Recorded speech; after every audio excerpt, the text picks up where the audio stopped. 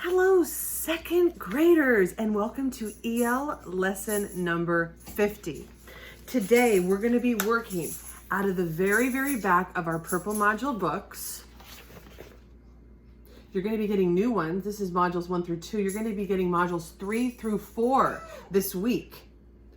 Okay, so we're at the very, very end. I want you to look at page 117, 118. All right, I'm going to be reading to you a little bit. But what we're going to do today, our target is, we're going to do a final draft of our narrative, learning target.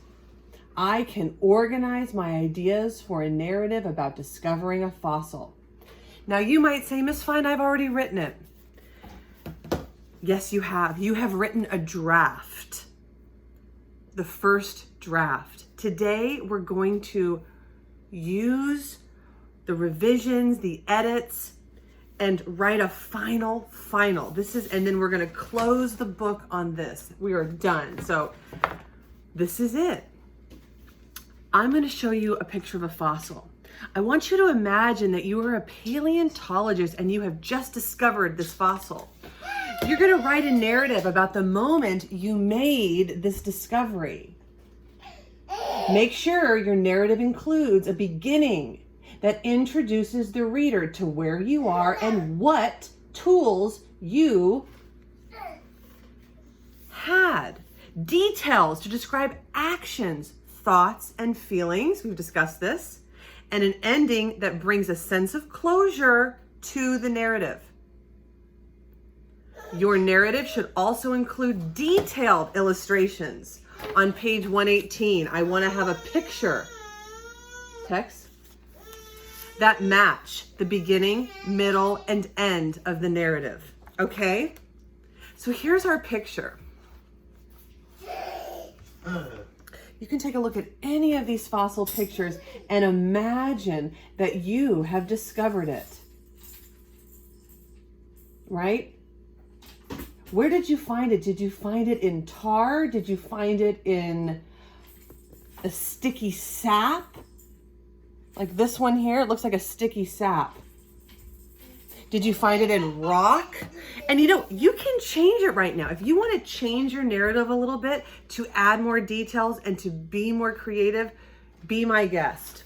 So, we're going to start by drawing a picture of you discovering the fossil. Make sure you have a name. We are on page 118. Then on page 119, we are going to rewrite what we already have, adding more detail. Making sure we add actions, thoughts, and feelings. Some actions that we could use are dig, hammer, chip, excavate, think, see, find, pick, chisel, present, discover, study, observe. Those are a list of actions you could take. Thoughts you could include in your writing.